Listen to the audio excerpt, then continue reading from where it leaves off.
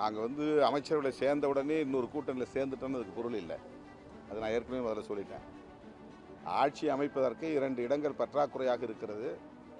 விசிக ஆதரவு வேண்டும் என்ற கடிதம் வெளிப்படையாக முதலமைச்சர் திரு விஜய் அவரிடமிருந்து அப்போது வந்தது. இன்றைக்கு நாம் தலித் என்கிற சொல்லை எந்த பொருளில் உச்சரிக்கிறோமோ அந்த பொருளில் தான் ரெட்டமலை சீனிவாசன் அவர்கள் இந்தியா முழுவதும் இருந்த தீண்டப்படாத மக்களை குறிக்கும் பொது சொல்லாக பறையன் என்கிற சொல்லை பயன்படுத்தினார். ஒரு குறிப்பிட்ட தமிழ்நாட்டில் உள்ள ஒரு குறிப்பிட்ட சாதியின் அடையாளமாக அதை அவர் முன்னிறுத்தவில்லை. அந்த காலத்தில் ஷெட்யூல் காஸ்ட் என்கிற சொல்லும் பயன்பாட்டில் இல்லை, புழக்கத்தில் இல்லை.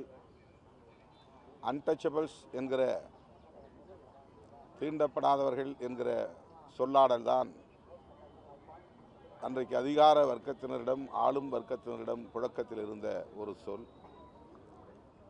அப்போது ஒடுக்கப்பட்ட மக்களை ஓரணியில் திரட்டுவதற்காக அவர் எடுத்துக்கொண்ட முயற்சி மகத்தானது.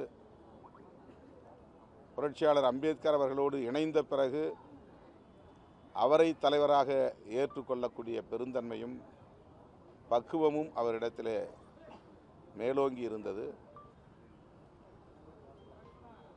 அதன் பின்னர் அவருடைய அரசியல் புரட்சியாளர் அம்பேத்கரின் திசை வழியிலேயே பயணித்தது என்பதுதான் வரலாறு. இன்றைக்கு திராவிட இயக்கங்களை பற்றிய வரலாறு பேசுகிறவர்கள்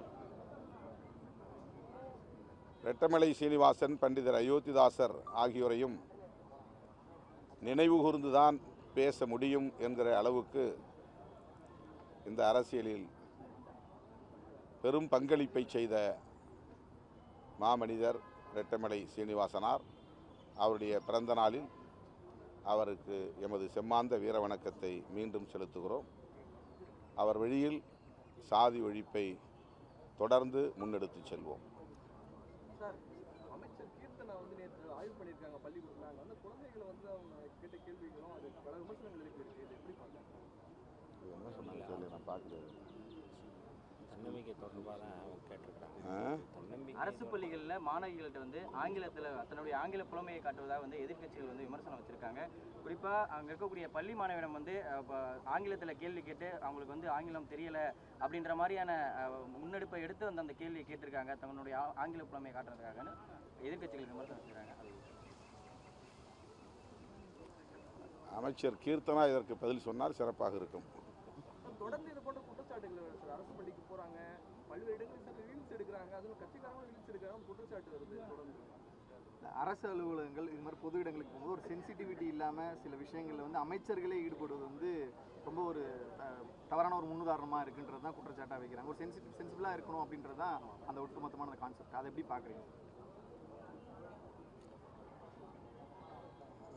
அமைச்சர்கள் மட்டுமின்றி அதிகாரிகள் அனைவருமே எங்கு சென்றாலும் இந்தியா முழுவதும் உலகம் முழுவதும் இப்போது ரீல்ஸ் போடுவது என்பது வாடிக்கையாக மாறியிருக்கிறது.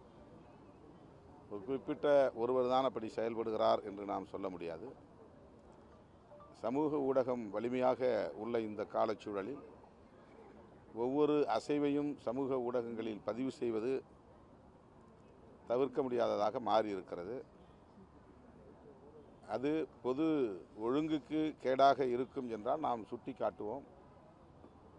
கட்டாயம் அமைச்சர்கள் அதை உள்வாங்கிக் கொள்வார்கள், தேவைப்பட்டால் அதை தவிர்ப்பார்கள் என்று நான் நம்புகிறேன்.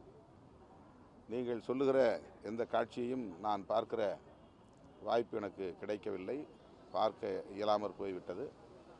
ஆகவே அது குறித்து மேலும் கருத்து சொல்ல எதுவும் இல்லை.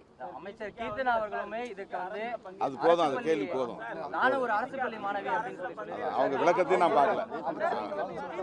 அவங்க விளக்கத்தையும் நான் பார்க்கல. திமுக தலைவர் அறிவிச்சாருன்னு சொல்லியிருந்தீங்க. அது நீங்க கூட்டணியில் இடம்பெற்ற அமைச்சர்கள் பங்கேற்றதுக்கு அப்புறம் எப்படி அது கூட்டணி தொடரும்? அது ஆட்டோமேட்டிக்கா வெளியே வந்ததுக்கான அர்த்தமா தானே ஆகும். அது எப்படி அறிவிச்சாருன்னு சொல்றீங்க? அது முரணா ஏற்படலையா? நாங்கள் அமைச்சர்களை சேர்ந்த உடனே இன்னொரு கூட்டணியில் சேர்ந்துட்டோன்னு அதுக்கு பொருள் இல்லை. அது நான் ஏற்கனவே முதல்ல சொல்லிட்டேன். ஆட்சி அமைப்பதற்கு 2 இடங்கள் பற்றாக்குறையாக இருக்கிறது.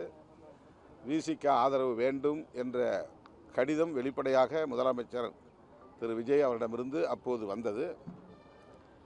இந்த கூட்டணியில் இடம்பெற்ற காங்கிரஸ் ஆட்சி அமைக்க ஆதரவு அளித்தது. இடதுசாரி கட்சிகள் ஆட்சி அமைக்க ஆதரவு அளித்தது.